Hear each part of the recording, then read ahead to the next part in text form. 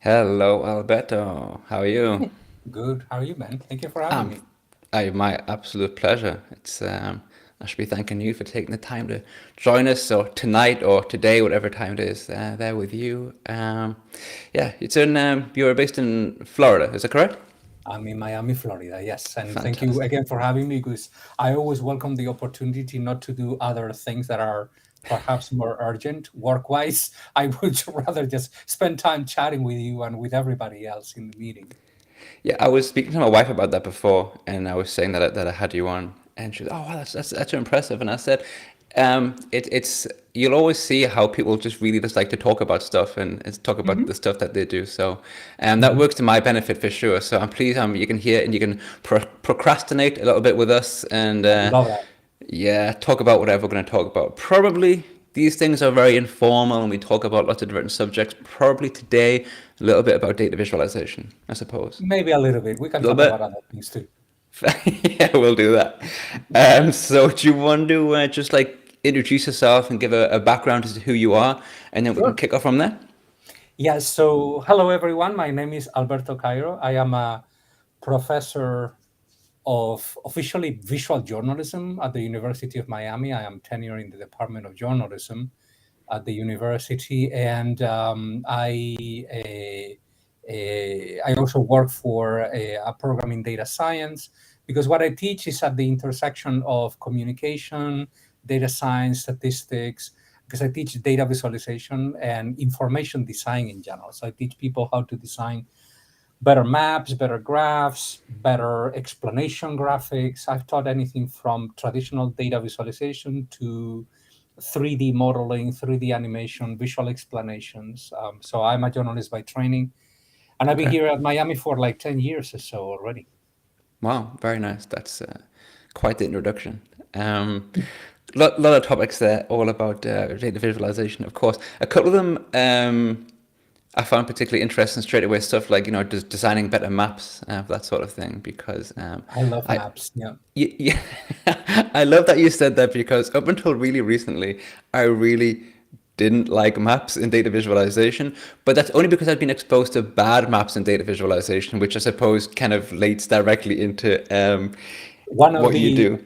one of the things that I teach in my classes, and also I keep repeating in workshops and trainings everywhere, is that I got into data visualization because eventually, so I am a journalist by training. I used to work in newspapers doing explanation graphics, illustrations, 3D modeling, but I also included maps in my work. And eventually I realized, well, my maps are not that great. So let me look into this map stuff. So I started reading about cartography, thematic mapping, and obviously that involves a lot of statistics. So I got into data visualization because I got interested in thematic cartography, and I eventually that led my career towards data visualization. So mapping is a great, let's say, gateway drug towards data visualization. Interesting, yeah.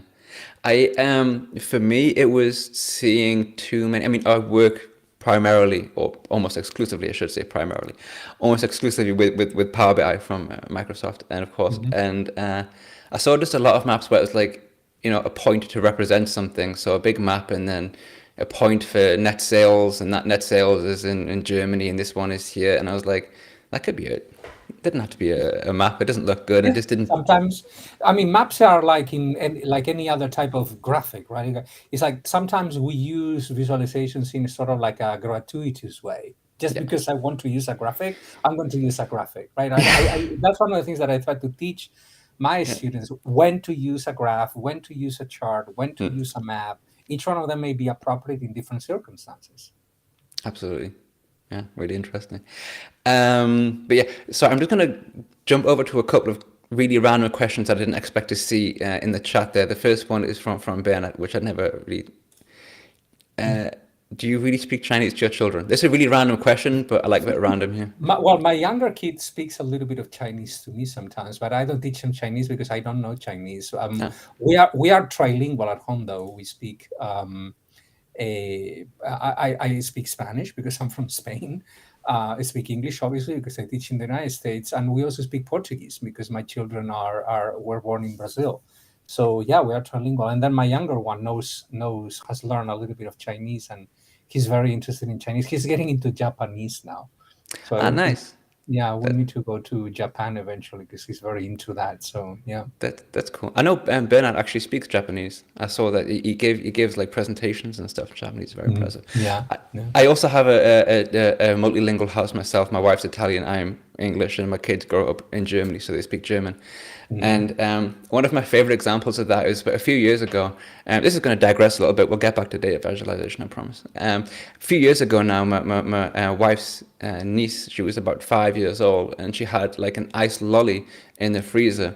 And I didn't know it was her iced lolly, and it was a hot day, so I picked up the iced lolly and I opened it and I started eating it. And she's speaking to me in Italian, just looking at me, saying words, and I'm like, yeah, it's delicious. Oh, it's so good. And just like she starts to cry, and I'm just basically eating her iced lolly in front of her face, and she's begging me not to in Italian. I have no idea what's happening.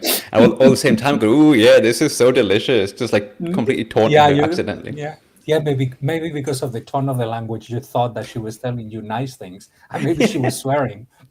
Probably, yeah. If it was German, I would have known about it, right? Oh Mm. man, love it. But yes, that's my first random story out of the way, I promise. Um, Also brought up before just by Jeff, he mentioned, and I saw this as well, that you'd been with the Power BI cat team recently, and there was some photographs. How was that? How did What that is the go? Power B? What is a Power BI cat team? Oh, someone tell me what Oh, CAT stands for again. oh, It's you mean the presentation that I gave recently?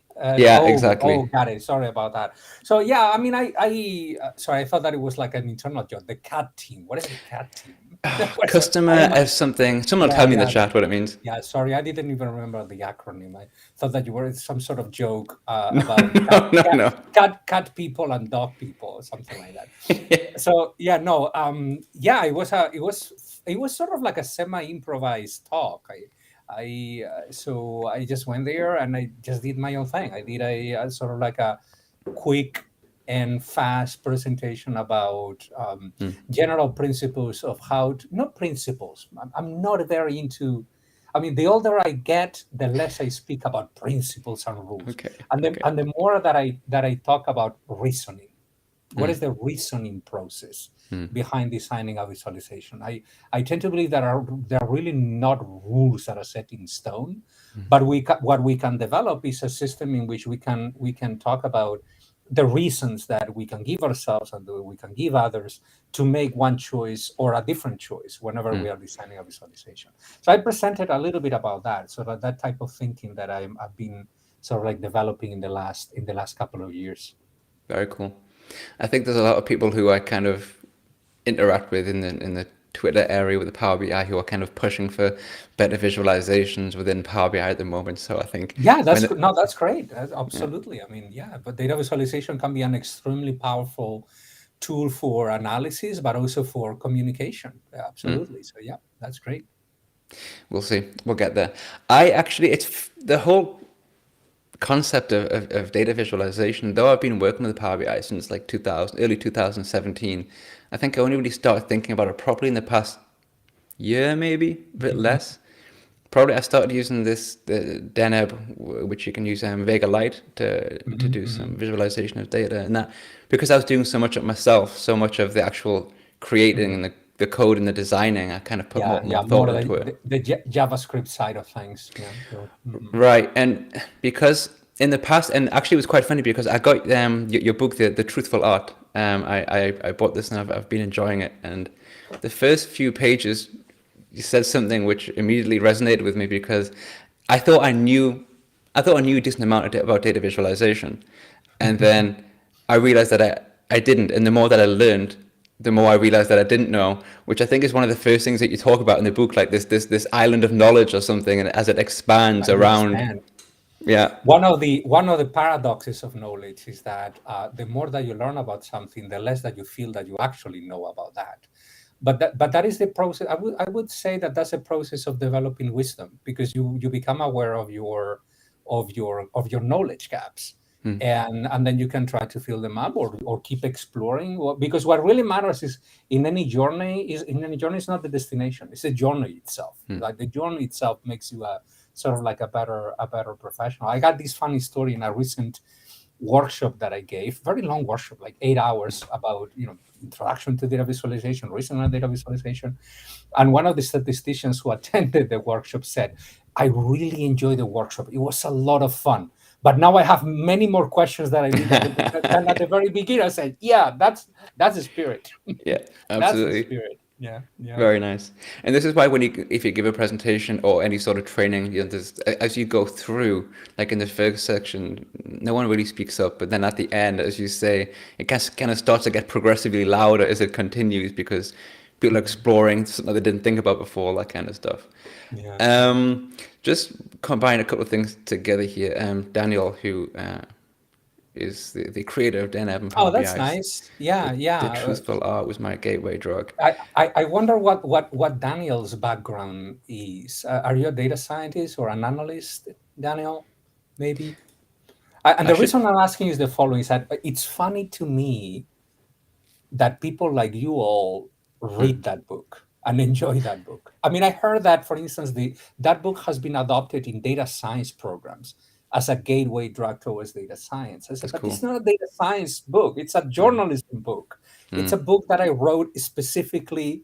It's a book written by a journalist for journalists, just because my profession has a huge knowledge gap when it comes to even super simple descriptive statistics. I said, well, maybe it is time to explain all this stuff and do it in a visual way, and then teach people how to perhaps create better graphics. But it's a book for journalists and designers, and then people like you all start adopting. I mean, I don't complain. I'm flattered about it. I love it. I really appreciate it. I feel humbled, and I really really appreciate that it's the gateway drug towards to this field for so many people. That again, that's flattering. That's flattering. It's interesting to me that your background is journalism, and you mentioned the data visualization within journalism. I often feel that there are some types of visualization that have quite a bad reputation simply Mhm. because they've been used terribly within, more specifically, political journalism.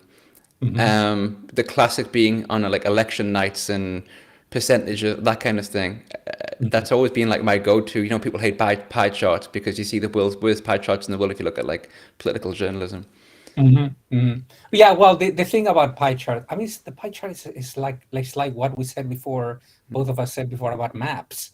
I mean, there are certain circumstances in which a pie chart is perfectly fine. It's perfectly fine, perfectly appropriate. It's only that, like any other type of data visualization, it has its uses, but it can be misused, right? But we should never rule out any type of graphic, particularly a type of graphic that so many people understand, right? And then so many. I mean, that doesn't mean that you should start putting pie charts everywhere in your dashboards. That's not what I mean.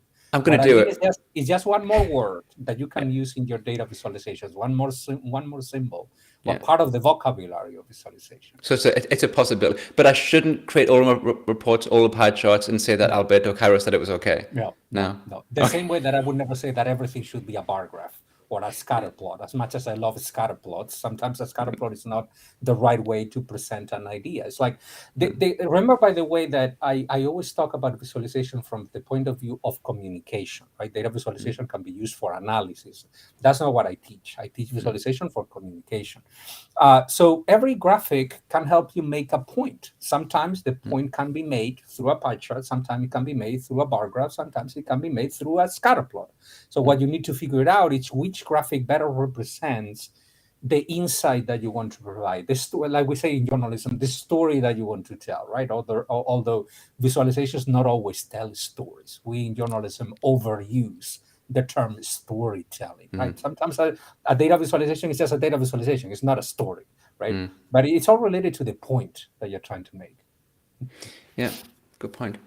That it's data. The concept of data stories is always something that I think about as well because I always think about and I've spoken about this before with a couple of other people. But this the story and the bias of the story that you tell. The Yeah. classic example being. That's what I mean by overusing the word story. For me, a story involves some sort of narrative. So it's sort of like difficult to tell that a single chart tells a story. Well, not really. You can build a story in your brain with the help of the chart. That is different. but it's not the chart that tells you the story. You tell the story to yourself. It is different, for example, if you have a sequence of charts and they are tied together, let's say by a thread, a narrative thread. That's different. That's storytelling, right? But I don't know. I have sort of like, that's a pet peeve of mine. The overuse of the term story for Yeah, everything, fair enough. in journalism in particular. Would like an infographic fit in with that similar? Infographic is sort of like a term that is also it has been overused, right? For me, an information infographics and information graphics. So any sort of combination of different types of charts, maps, diagrams, explanatory illustrations with the goal of communicating something is an infographic. So it's a very vague and broad term, right? But I don't care that much about definitions, honestly, and about terms. I use them in very particular ways. Yeah. Fair enough. Here's a question that I don't fully understand. Maybe you do.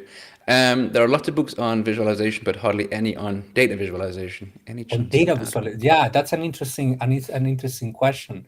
Um, most of my books deal with data visualization under my own definition of data visualization. My definition of data visualization is uh, the visual representation of data, usually quantities, although data is not always a quantity, but it usually is most of the time, not always, because there's also categorical data, obviously, right? But Sure. so you transform those numbers, you map those numbers onto objects. Usually those objects are geometric objects, and then you vary certain attributes of those objects according to the data that you're representing. In a bar graph, you begin with a bunch of rectangles, and then you vary the height or the length of those rectangles to create the bar graph. We call that the encoding, right? You are encoding the information through the variation of the height of the bar. So whenever you're doing that, you're making a data visualization. That's what my own definition of data visualization. For me,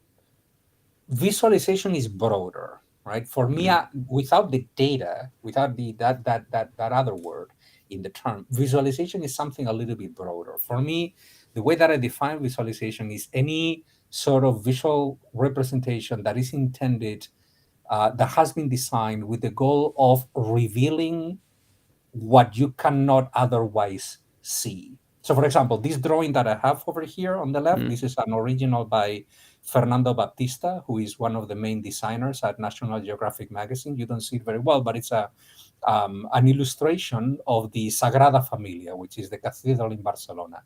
And this is one of the earlier sketches. He was doing sort of like what it looks like from the outside, and then he was doing a cutaway of the building, and then he was showing what the building looks like. The final graphic looks beautiful. This is one of the earlier sketches that he made. Well, this is a visualization for me, right? In that very broad definition of the word, but it's not a data visualization under my own definition of the term, right?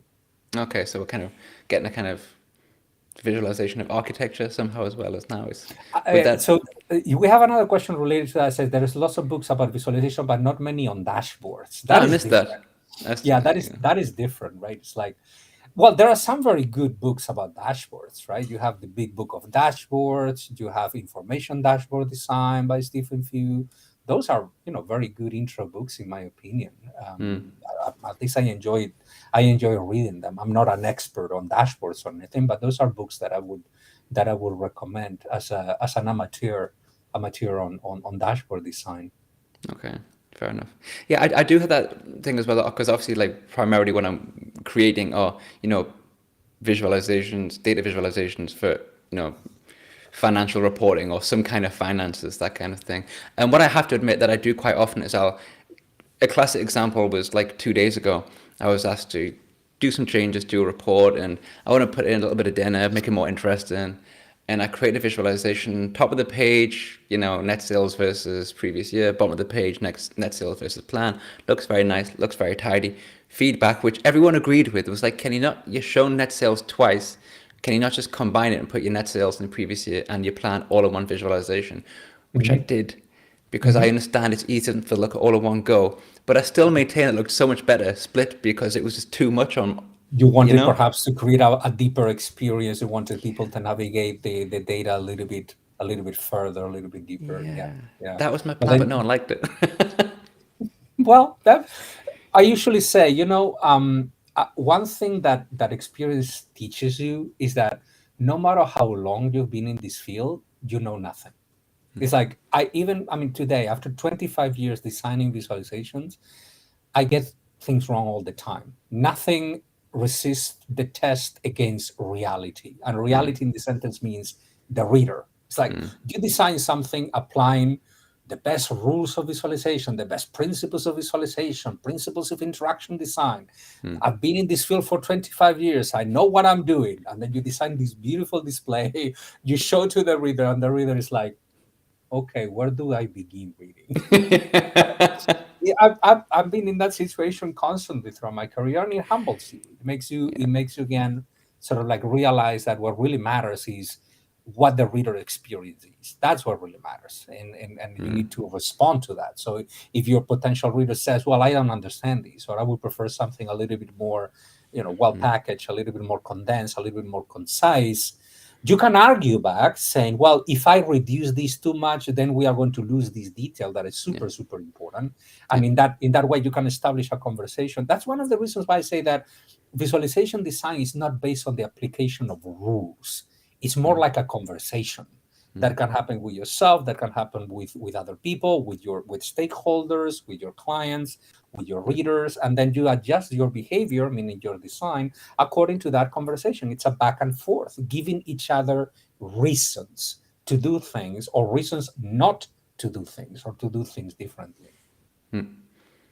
Nice. I'm gonna bring up another question. See how we go with this one.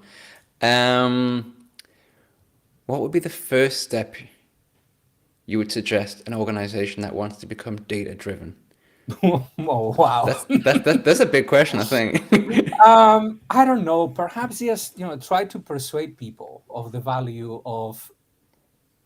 I would. All right. So let me see if I can take a detour, Go and for it.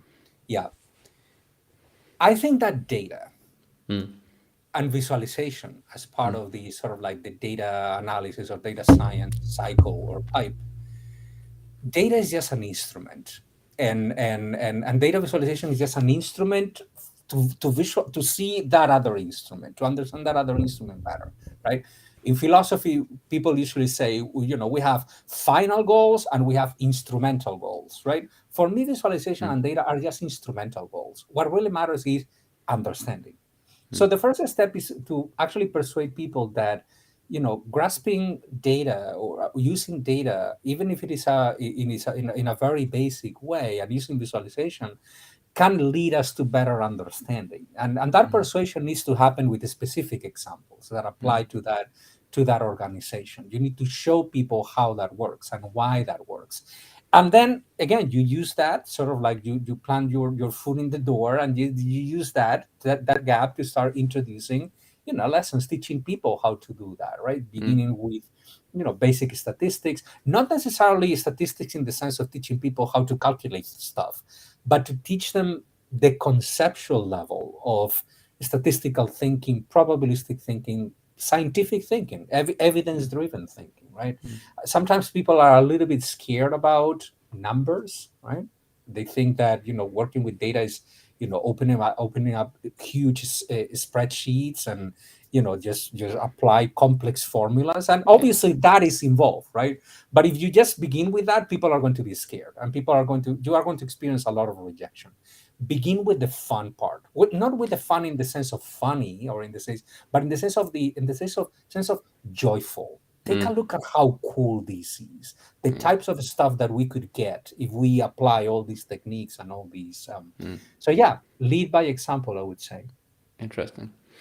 I really enjoyed that you ended on that point about the showing people the cool part, this sort of thing, because I remember when I very first started working with Power BI and rolling it out and showing it to like the boss's boss, um, just the sheer joy and the questions like, so if I click on this, does it What is going to change and happen, does right? it, yeah, does it, the axes move? And they're like, yeah, that it's like, that oh, curiosity, feed that curiosity, right? When I yeah, say showing the cool part, I don't mean the flashy part.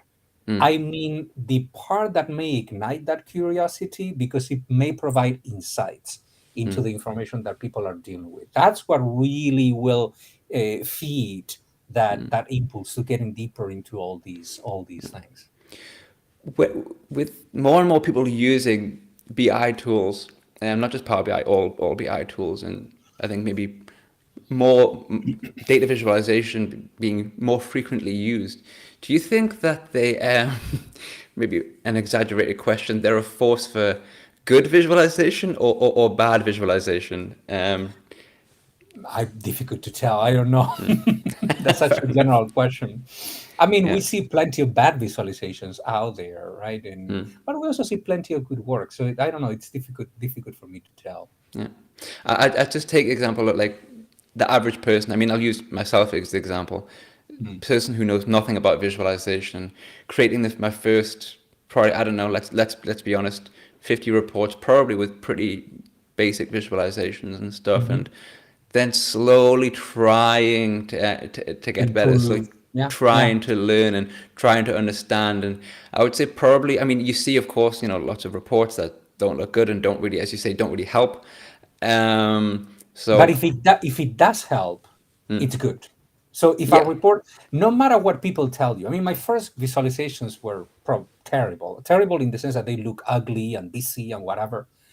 And I would not call them good, right? But if you're taking your first steps in visualizations and you think that your visualizations don't look as good as what you would like them to be, just try to improve. But if Yeah. in the meantime those visualizations that you are creating at that point are useful, then they are good. That's what a visualization is for, Yeah. right? That's It's the instrument, no matter what experts in visualization tell you, right? It's yeah. like if it works, it works.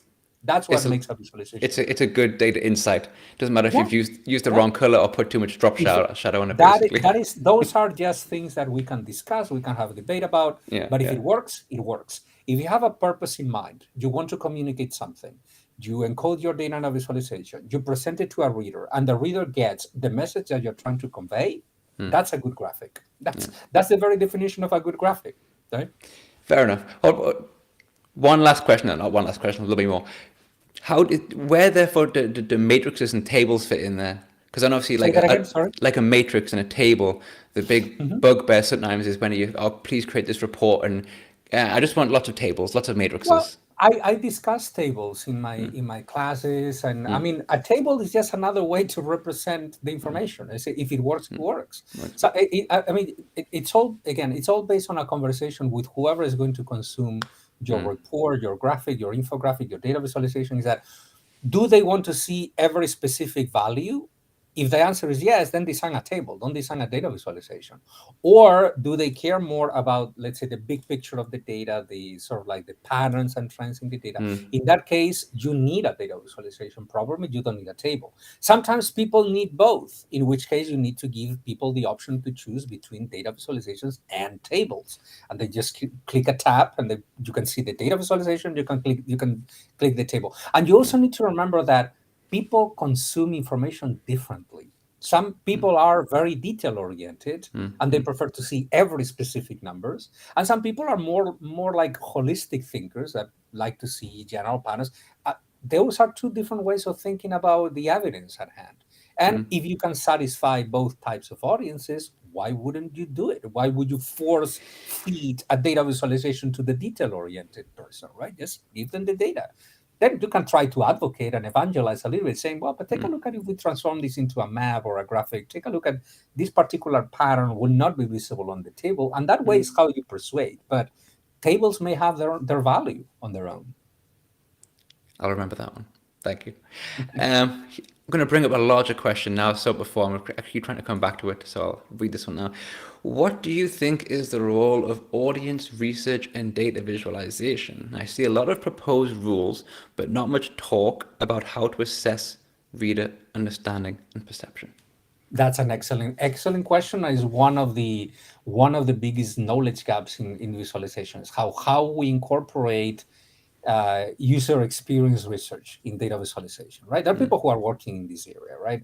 But yeah, that needs to increase. So whenever you're designing a product, why don't you make user research part of the development of the product, like it would happen with a website? If you're designing a website, obviously you're going to test the website to see if it works or not. So why not making that part of the design of a data visualization? Now, That said, it greatly depends on where you're what let's say what area you work at. For example, it's difficult to do in journalism just because in journalism the turnout of projects is so fast. Sometimes you design a visualization literally in 2 hours or less than that, right? So it's difficult to incorporate the testing to that process. But if you're designing a dashboard, if you're designing an online report, if you're designing an interactive tool to be presented to the public, UX design, UX research, etc. All those things need to be incorporated, and those are areas of expertise. Meaning that I would not recommend anybody here to sort of like start doing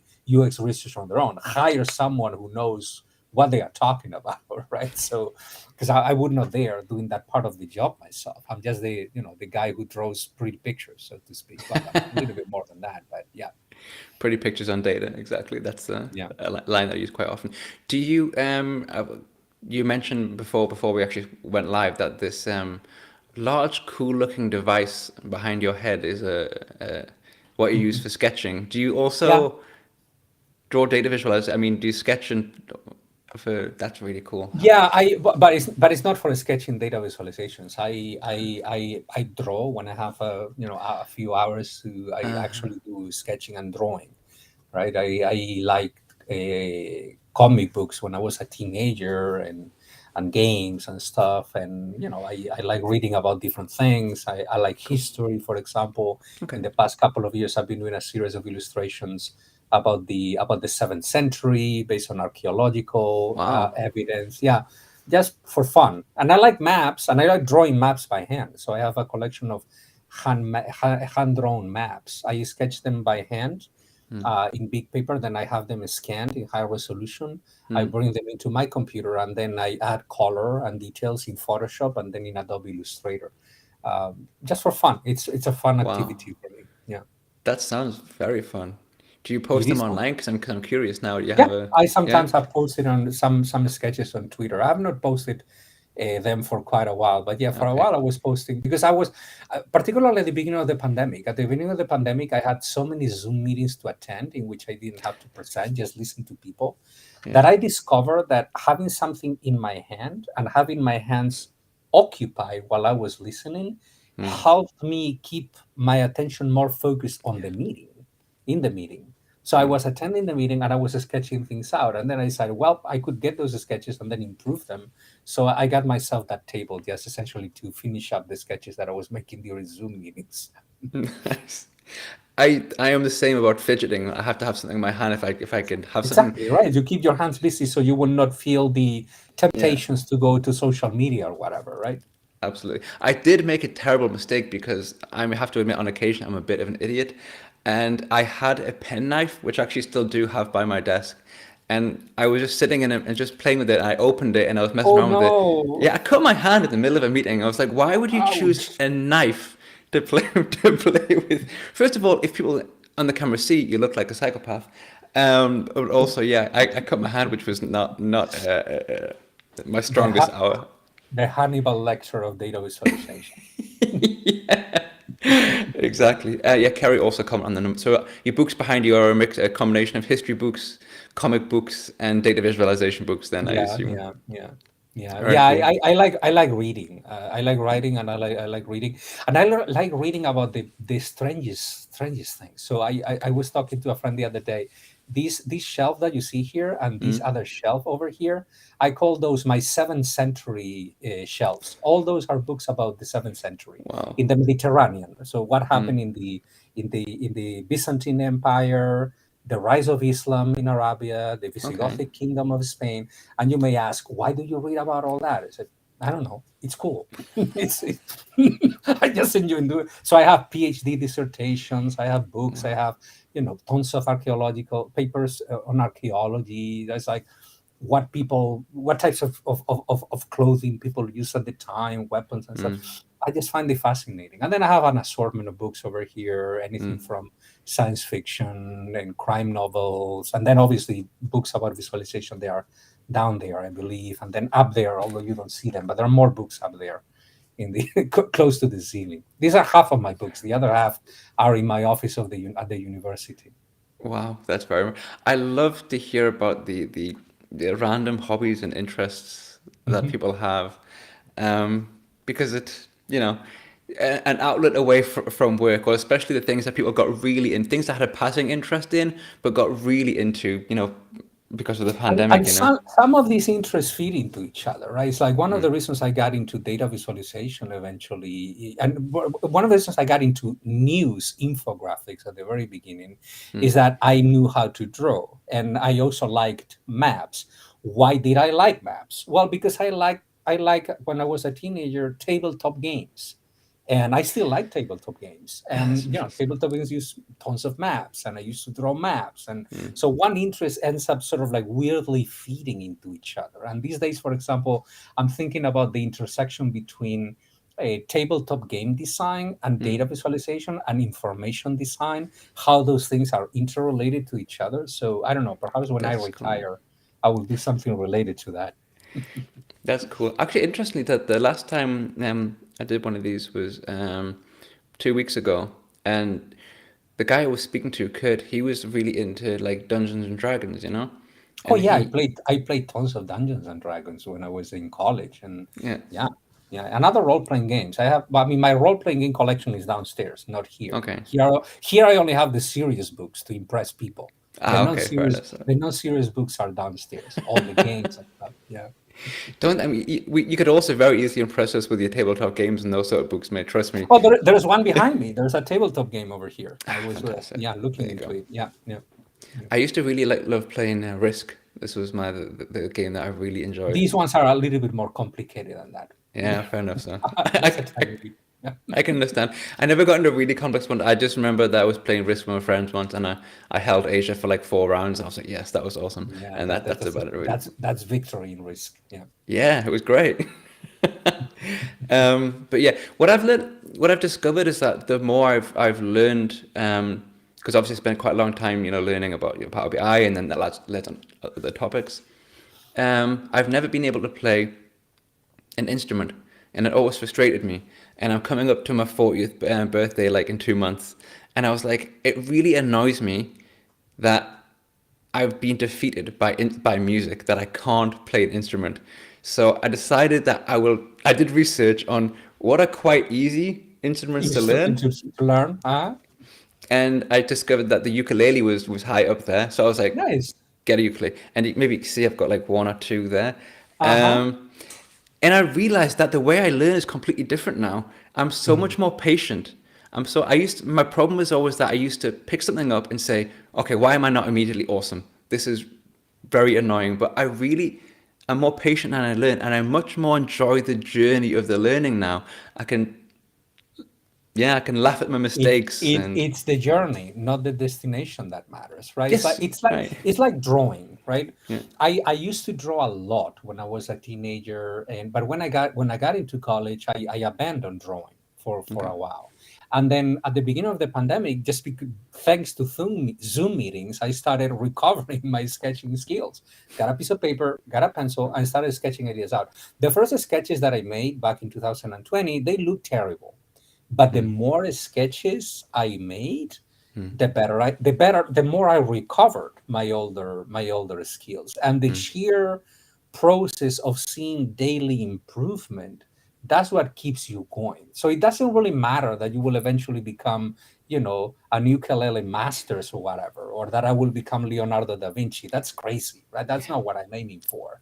I'm just enjoying the process. I'm just yeah, enjoying the state of flow that you enter when you're doing something that is sort of like absorbing in some sense, and that you enter a state of mindfulness, so to speak. You lose sense of the rest of the world, and you focus your entire attention in, well, in this case, in the meeting that you're listening to, but your hands are fully focused on the drawing, in my case. And that state sort of like helps you concentrate later in other things. So in some sense, you are training your concentration. I mean, it sounds like I'm sounding like a self-help guru, but I'm not. I assure you that I'm not. Absolutely not. that can be your next book, right? Self help. I don't know. I don't know what I'm going to write about after these, honestly. Yeah, I have to think about new topics. Yeah, maybe have a few month pause and then see what comes up to you. Yeah. Yeah, yeah. But I was speaking to someone, and they similar sort of thing, and I was I remember a long time ago I read someone about someone saying that they had a lot of hobbies and they was explaining to someone that they did theater, they did music, they did this, they did that, and then they said, "But I'm not really good at any of them." And the Mhm. person responds, "Said, it doesn't matter. It's like being good is a great goal to have, but if you get pleasure from doing those things, and it's there's this That's the whole purpose. I mean, it's like I have a very pragmatic view of life. What really matters in life is to enjoy and help other people enjoy. That's the whole purpose of life. That it's that simple.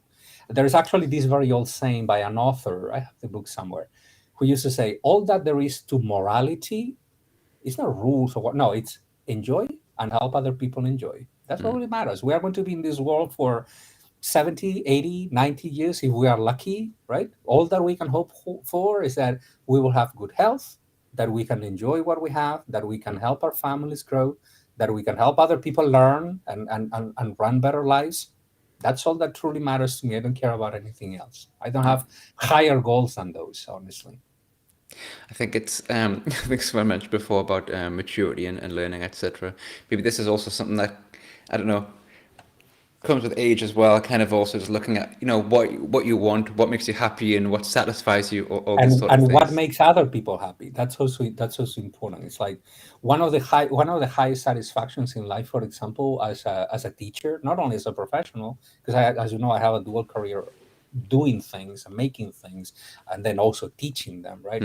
But one of the highest, I mean, the highest value of this career, one of the highest satisfactions is getting an email from a former student saying, I am working, I don't know, on retail sales analysis or whatever, but I'm still using the what I learned in your class about graphics, like 10 years on. I said, you just made my day.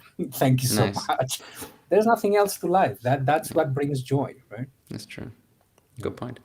The sketching, the drawing. I mean, this obviously kind of plays pretty well with the visualization of data. And I Mm-hmm, am not mm-hmm, an artistic person at all. Yes, maybe mm-hmm, one day I can teach myself to play that thing. Okay, but when it comes to drawing, like mm-hmm.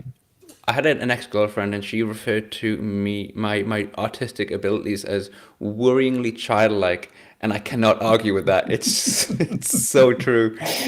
That's And so then funny. But even if it is a stick figure, that can help. So if you're interested in sketching, I would recommend there is a wonderful book titled The Back of the Napkin by Dan Roam.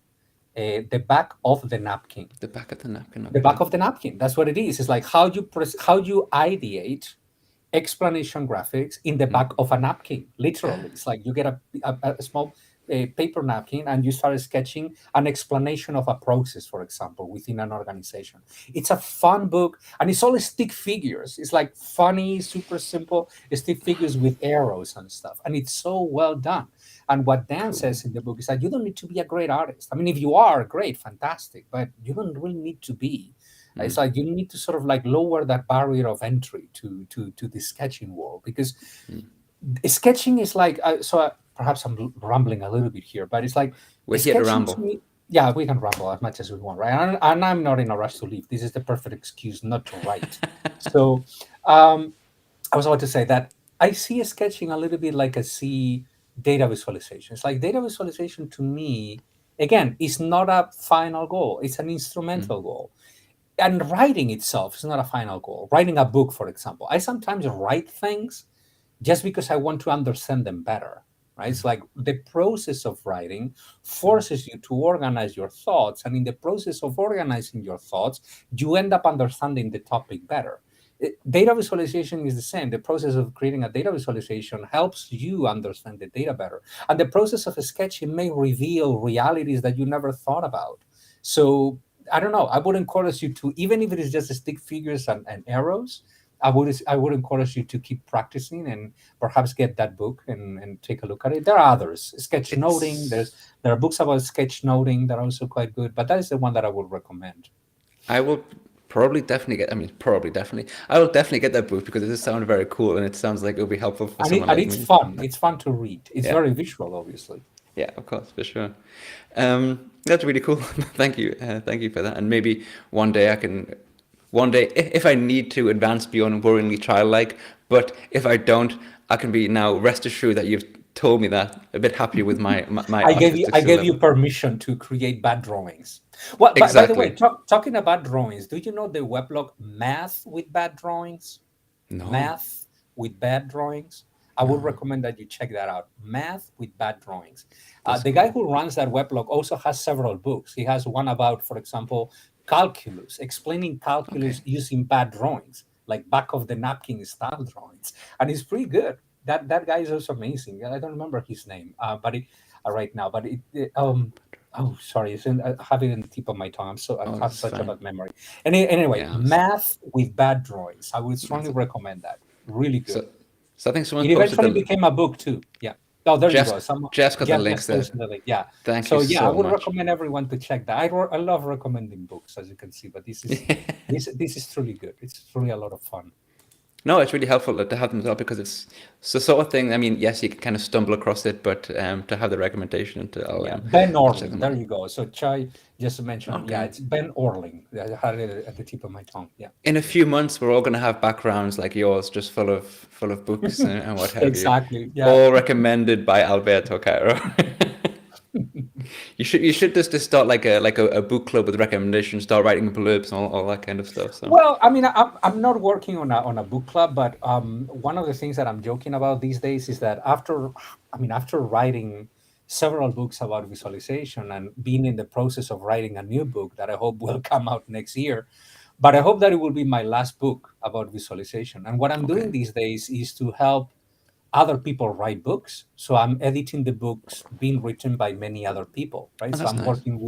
I'm working with CRC Press as the Okay, co-editor of a visualization series of books with Tamara Mansner, who is a researcher in visualization. And we are leading sort of like this collection of books written by other people. I usually joke, well, this is the perfect excuse not to write anymore because I can have other people write about all this stuff and I can just give my opinion about that, right? very And cool. then just flood the world with new wonderful books about visualization that I don't need to write. I can just enjoy reading them and then play board games. Fantastic. I love it. Here's a question. I think it's been asked twice, so I'm gonna bring it up now. Here you Mhm. go. How did you end? It's a very random question, but how did you end up in Miami? Just change the subject That's a completely. long story. So, I mean, I'm going to try to make it short. So, I was born in Spain, northwestern Spain. So, I am a Galician. I Okay. was born in Galicia, in La Coruña, and then I moved to Madrid. I moved to several places, and I originally moved to the United States in 2005 to teach at the University of North Carolina, Chapel Hill. And I was hired by the head of the visual journalism department over there. His name is Rich Beckman. So he got me into UNC Chapel Hill as a professor. That was the first time that I moved to the US. Then after that, I moved to Brazil for quite a while to be the head of graphics at a big media organization down there in Brazil. But then Rich, while I was moving to Brazil, he moved to Miami. He became the night chair in visual journalism at the university. And he phoned me one day. Well, he sent me an email one day saying, "Hey, do you want to come back teaching? We have this teaching position. Do you want to come back to academia?" I said, "Nah, yeah, sure, let's do that." So I moved to Miami, and eventually Rich retired, and I took over the position that he had, the night chair in visual journalism here. So Very that's cool. sort of like long story Interesting. short. I'm pleased that you mentioned also the night chair because I was reading it on your datajournalism.com contributor profile when I was Mhm. doing my little bit of pre-chat stalking. And my first question is, what is a night chair? What is a night chair, right? Some people imagine that as some sort of like armored knight with a sword. I would Yeah. love that. I love comic books and role playing games, but that's not what it is. No. This is related to the Knight Foundation. The Knight Foundation is a foundation that funds efforts in anything from the arts, social justice, but in particular journalism, right? They have Okay. a very strong journalism brand and they fund all these positions all over the United States in different universities called the Knight chairs in journalism. So there is a Knight chair in data journalism, there is a Knight chair in photography, there's a Knight chair in health journalism, and there is a Knight chair in visual journalism. And I am the one in. So they gave money to to the University of Miami, to create this position to endow this chair, Okay. and that's the chair that I hold. Nice job. Very cool title. I like it. Yeah, yeah, it Um, sounds great. yeah, it does, isn't it? one last question then, and it's for my son. It's getting late. I fancy go and get a drink and with my wife. Talking about liking comic books and stuff. I was speaking to a friend recently who's really into comics and Neil Gaiman. Mhm. Have you watched this Yeah, thing on of Netflix? course, What's it called again? of course I Sandman. have. I Like was it? eagerly waiting the day that it was launched to see Yeah. what. And I must say, do you like it? I've never read the comic books, but I love Oh, the you never show. read the comic books? No, I always wanted to get into graphic novels or comics, whatever they're called. But I read the Sandman when it came out. okay, So I had the actual comic books, not the graphic novels, like the mm, collected editions. But I actually bought the comic books when they came out, because they came out when I was in either in high school or in college, and I okay, love that series. And I mm, love what Netflix has done with the good, series. I think that is a really good adaptation of the source material. They made okay, many changes, but mm, they were able to capture the spirit of the comic book. I really enjoyed that series. And tonight, nice, I'm super looking forward to watching the new Lord of the Rings series that is coming out on in Amazon.com, The Rings of Power. Because I've stimmt, also, yeah, it comes out tonight. Yeah, yeah. true. Tonight we are going to release the first few episodes. Yeah. Well, there you go. That's my evening sword. Now, thank you very much for that. 9 um, p.m. Eastern time tonight. I'll have to check what that means for me. Oh yeah, because it comes out on Friday, so that's in like half an hour for me or whatever. But we'll see. Yeah, Um, the Sandman. I love the episode where he's walking around with with death. death. Yeah, that's one of the classic. Well, the comic book version of that is very similar. Okay. It's like you are watching the episode. You are. I know that's an amazing episode. Actually, the character of Death Mm, eventually had her own comic book series, right? Mini series, right? okay. That I hope that they will adapt one day, because that's another very good piece of Okay. comic book art. So yeah, that's one of the Sandman. The Sandman is amazing. It's one of the Yeah. absolute classics. Yeah. My Amazon list grows. We like get all this deliveries of books and comics and stuff. No, but this Tell me friend is, about it. yeah, I get that. Anyway, thank you so much for coming on and Sure. talking about data visualization and all the things we discussed. It was an absolute pleasure, I have to say. Really appreciated it. And Likewise. thank everyone in the chat. I certainly appreciate it as well. And thanks to them for asking all the questions coming on. Actually, I realized you're going on the show with Adam Saxton in a few days, right?